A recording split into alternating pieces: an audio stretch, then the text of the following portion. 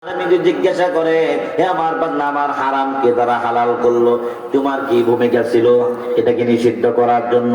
কোনো জবাব আছে আমাদের? কোনো জবাব নাই, কোনো জবাব নাই, কোনো জবাব নাই। লাজবাব হয়ে যাব, আল্লাহর দরবারে আসামির কাঠ গড়ায় দাঁড়াতে হবে।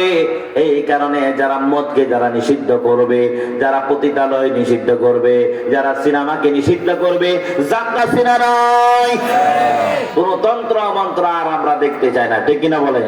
আমরা কোরআন দিয়ে রাষ্ট্র পরিচালিত হোক, এটা আমরা চাই কি চাই না? কারা কারা চাই? তো হাত তুলে আল্লাহর দেখায় না।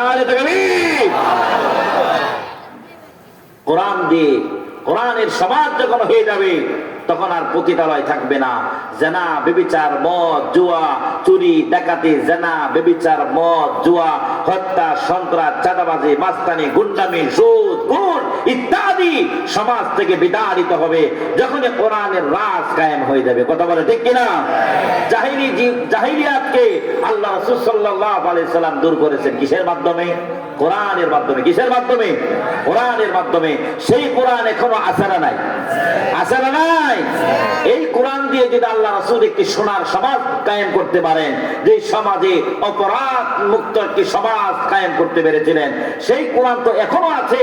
তাহলে আমরা ইচ্ছা করলেই সেই সোনালী সমাজ আমরা কায়েম করতে পারি। কথা বলে ঠিক কিনা? শুধুমাত্র মুসলমানদের নিয়ত করতে হবে, নিয়ত করে ইস্তেকামাতের উপর অটল যদি থাকতে পারি, আগামী দেশ, যে আগামীর সংসদ যেটা হবে সেটা হবে আল কোরআনের পার্লামেন্ট, ঠিক কিনা বলেন? কোন মুসলমান আপনি যে কোনো দল মত আপনি করতে পারেন, আমার কোনো আপত্তি নাই, কিন্তু কোরআনের রাজ, কোরআনের শাসন দেশে কায়েম হোক, এটার বিরোধিতা কোন মুসলমান যদি করে, সে মুসলমান থাকতে পারে না, পারে না, পারে না, ঠিক কিনা বলেন? কোন মুসলমান বিরোধিতা করতে পারে না।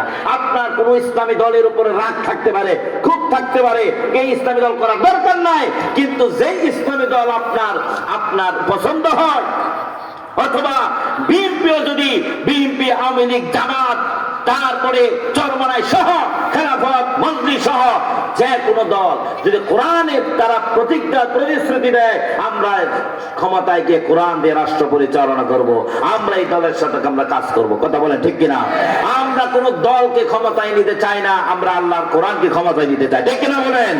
যার কোন সরকারের, আজ পর্যন্ত কোন সরকার বলতে পারবে যে আমরা দুর্নীতি মুক্ত, আমরা 5 বছর দুর্নীতি মুক্ত দেশ পরিচালনা করেছি, এমন কোন বাপের বেটার সাহস আছে?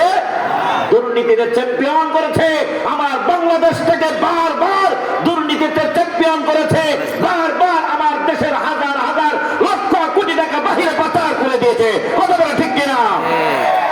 আমরা চাই আমাদের দেশকে উন্নত, সুখী, সমৃদ্ধশালী, একটি সুন্দর, সুখী, দারিদ্র মুক্ত, সন্ত্রাস মুক্ত, চাঁদাবাজ মুক্ত, মাস্তান মুক্ত, দুর্নীতি মুক্ত একটি সমাজ যদি আমরা করতে চাই, কোরআনের সমাজ ছাড়া বিকল্প নাই। কথা বলে ঠিক কিনা?